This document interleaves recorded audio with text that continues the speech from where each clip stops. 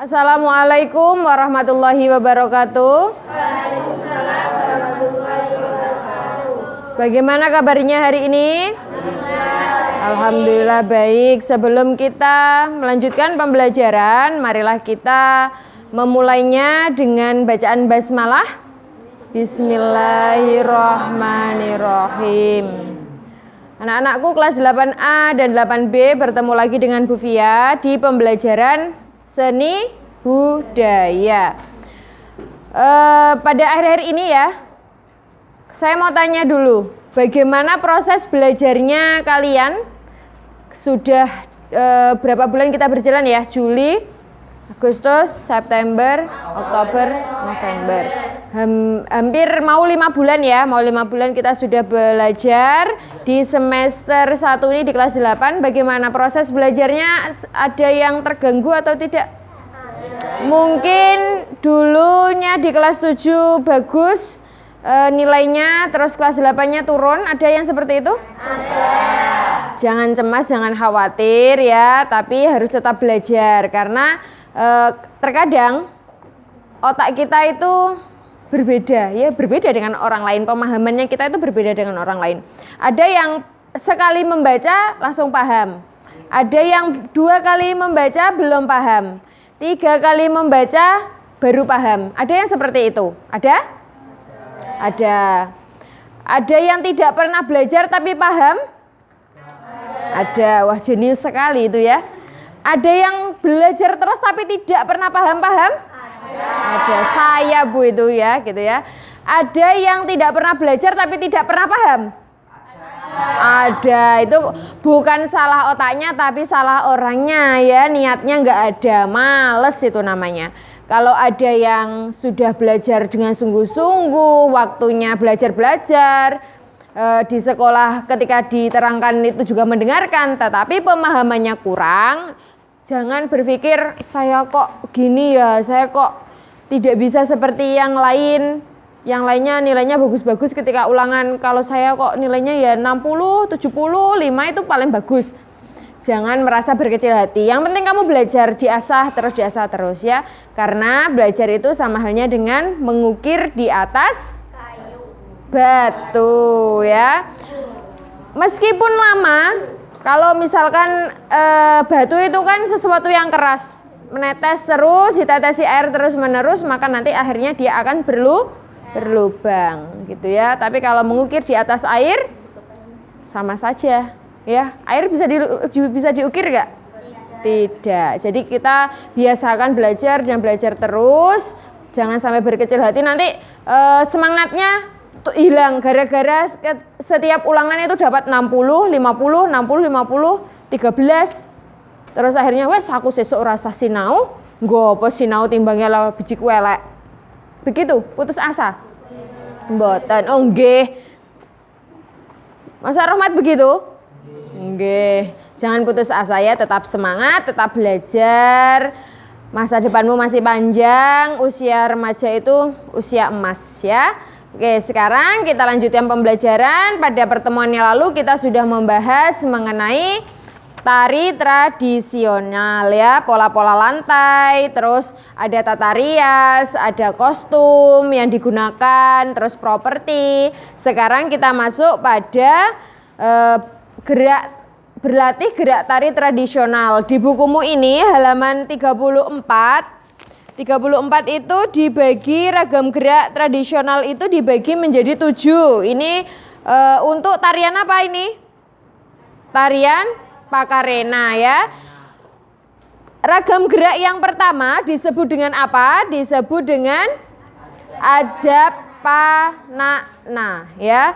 Ajapanakna itu namanya ragam gerak 1 pada tari Pakarena. Terus ragam gerak yang kedua disebut dengan Angayung Kipasakanang. Sulit, bahasanya sulit Bu ya. Angayung Kipasakanang itu ragam yang kedua. Lalu ragam yang ketiga Sitalei. Sitalei itu namanya ragam ketiga. Dan ragam keempat apa? Ragam keempat Amempokulantu. Ragam kelima disebut dengan Angang kacinde, ragam keenam disebut dengan angayung kipasa apa sulapa. Lalu ragam ketujuh ada kata si kali-kali atau renjang-renjang ya. Itu 7 ragam yang ada pada tari Pakarena yang berasal dari mana? Berasal dari Sulawesi. Bu, bahasanya sulit ya karena kita tidak mengenal bahasa dari Sulawesi. Yang kita tahu adalah bahasa daerahnya Jawa. Untuk tari-tarian yang terkenal di Indonesia, tari tradisional yang terkenal di Indonesia itu salah satunya ada tari Jaipong. Dari mana tari Jaipong? Jawa Barat. Ada tari kecak, dari mana tari kecak? Dari Bali. Ada tari remong, dari mana remong? Jawa Timur. Tariannya sendiri masa tidak tahu? Orang Jawa Timur tidak tahu tari remong? Kalau tari pendet dari mana? Bali. Penarinya laki-laki atau perempuan? Pendet ya perempuan, yang matanya bisa ke kanan ke kiri itu loh ya, kepalanya juga bisa bergerak. Nah, pernah tahu ya? Penari Bali yang dandan atau make upnya dia menggunakan bunga kamboja yang ada di telinga, terus rambutnya panjang, disanggul ke depan begini ya. Setelah itu dia pakai baju kemben, ya pakai jari atau baju Bali yang identik dengan bunga-bunga warna kuning, warna merah itu loh ya, Bali. Terus dia membawa seperti sesaji di tangannya. Nah, itu namanya tari pendet yang penarinya perempuan. Kalau tari kecak identik dengan penarinya laki-laki. Tuh. Kita lanjutkan. Untuk selanjutnya ada pada halaman 38 meragakan gerak tari tradisional. Setiap daerah memiliki tari tradisional yang dilakukan oleh perseorangan, bisa juga berpasangan. Berpasangan itu berarti 2 orang ya, laki-laki perempuan. Ada juga yang dilakukan secara berkelompok. Tari perseorangan atau tari tunggal berarti 1 orang ya. Itu memiliki karakteristik sendiri, kemampuan individu menjadi kekuatan dan dalam penyajian tari tunggal. Jadi orang menari itu harus memiliki kemampuan. Orang menari itu harus memiliki kemampuan. Salah satunya adalah gerakan yang luwes, gerakan yang luwes.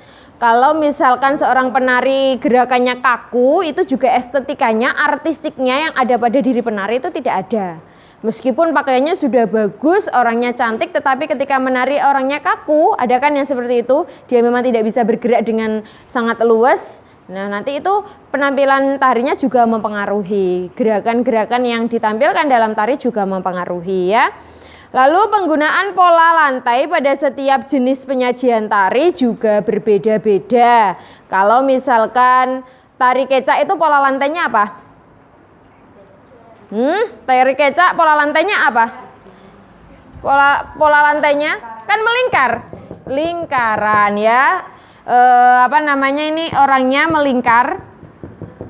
Ada juga yang pola lantai zigzag, itu ada, disesuaikan dengan jenis tari.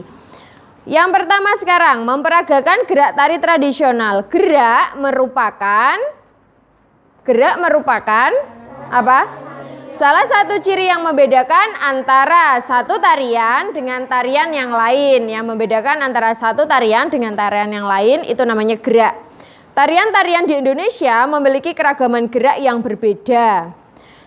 Penampilan gerak tari yang bersumber pada tari gaya Jawa Tengah tentu berbeda dengan tari dari Betawi. Gaya Dayak dan daerah lainnya juga akan berbeda dengan daerah-daerah yang ada di Jawa ya. Antara Jawa Timur dengan Jawa Tengah saja sudah berbeda. Antara Jawa Tengah dengan Jawa Barat juga sudah berbeda ya. Untuk daerah Jawa Barat itu mendaknya itu lebih terlihat. Kamu tahu mendak gak? Gimana ya kalau mempraktekkan mendak itu? Saya mau praktis ini jangan ya.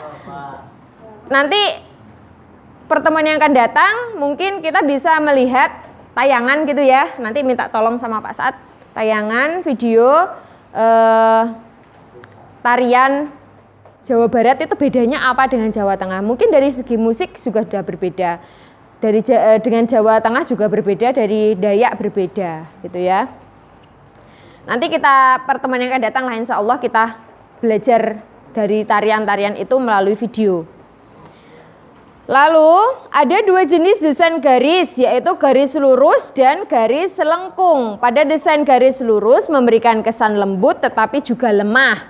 Garis-garis mendatar memberikan kesan istirahat, sedangkan garis yang tegak lurus memberikan kesan ketenangan dan keseimbangan. Itu garis-garis ya yang ada pada polanya.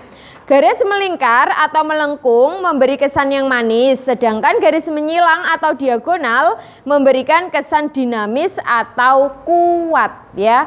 Itu perbedaannya. Ini kamu bisa garis bawahi untuk pada halaman 38 itu.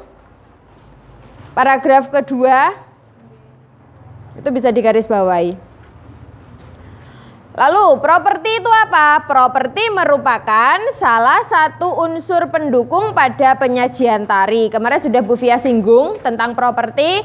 Properti itu segala macam benda yang digunakan untuk menunjang penampilan tari. Yang digunakan untuk melengkapi penampilan tari sebagai identitas bahwa tari ini menggunakan benda ini.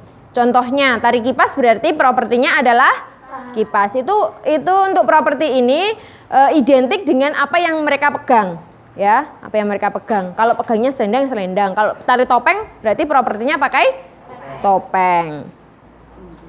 Ini ada, silahkan nanti dibaca ulang ya. Yang kedua sekarang, berlatih meragakan ragam gerak tari tradisional sesuai dengan hitungan. Yang pertama ragam gerak tari 1 atau disebut dengan langkah ngiwir ya. Langkah ngiwir itu ada gerakan kakinya, ada gerakan badannya. Salah satu gerakan kakinya yaitu telapak kaki membentuk huruf V dengan lutut dibuka mengarah keluar. Yang kedua, posisi kaki kiri tetap dan kaki kanan lurus ke depan dengan bertumpu pada tumit. Kemudian tarik kaki kanan ke posisi semula dan luruskan kaki kiri ke depan dengan bertumpu pada tumit. Bisa dilihat pada gambar. Itu bentuk tangannya bagaimana. Lalu ada yang kedua, gerak badannya. Gerak badannya itu merendah ya, gerak badannya merendah. Jadi orangnya itu bukan posisi berdiri seperti ini tapi agak merendah. Nah, itu namanya gerak 1. Ada gerakan tangan, ada tangan dan kepalanya bagaimana ya. Jadi ragam gerak 1 atau disebut dengan langkah ngiwir, bagian tubuh mana yang bergerak? Yang pertama kaki, yang kedua badannya bergerak, yang ketiga tangan, dan yang keempat adalah kepala. Sekarang ragam gerak 2 disebut dengan koma puter. Koma puter itu kakinya bergerak, tangan bergerak, kepala juga bergerak. Itu bisa dilihat pada contoh gambar. Lanjut, yang ragam gerak 3 disebut dengan sembah Cina. Sembah Cina kaki bergerak, tangan juga, badan serta kepala ya. Jadi seluruh anggota tubuh ini semuanya bergerak. Namanya sembah Cina. Itu yang nomor 3. Bagaimana bentuknya? Dia menunduk dengan tangan yang seperti orang bersalaman ya. Mereka menunduk atau membungkuk. Bisa dilihat pada contoh gambarnya. Terus ragam yang keempat disebut matok kepala. Matok kepala itu contohnya. Ini dilakukan secara berpasangan ya. Dilakukan dengan berpasangan antara laki-laki dan perempuan. Terus yang kelima ada gerakan goyang ngetek ya. Yang keenam ada namanya koma goyang. Yang ketujuh gerak kagok.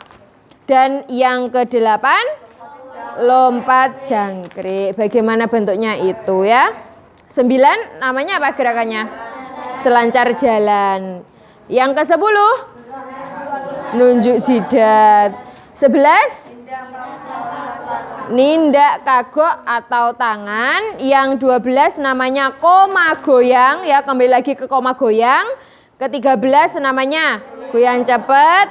Terus 14 koma gerak. 15 selancar cepat ya, cepat. 16 jalan selancar koma. 17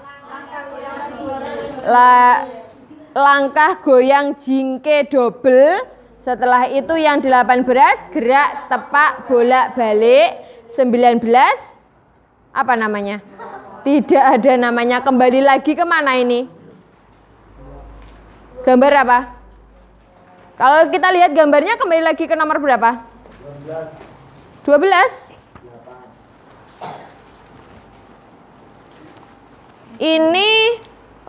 Ini bentuknya itu sama seperti yang nomor 18, hanya saja yang perempuan itu kan awalnya hadap ke kanan ya kepalanya.